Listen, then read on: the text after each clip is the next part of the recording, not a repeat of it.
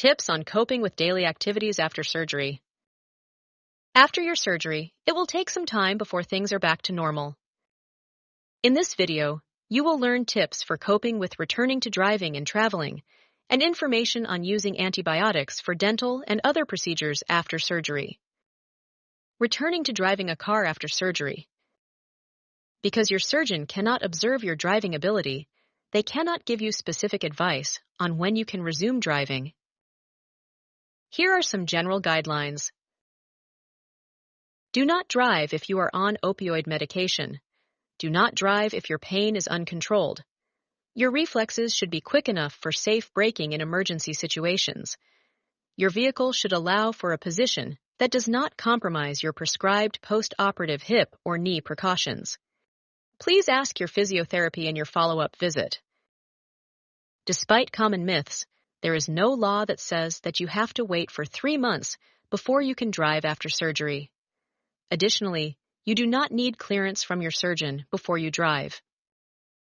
Caution: only resume driving when you feel competent and capable to do so. Alternative transportation. Instead of driving or taking public transportation for your follow-up appointments, consider using a cab or a handy dart. Traveling after surgery.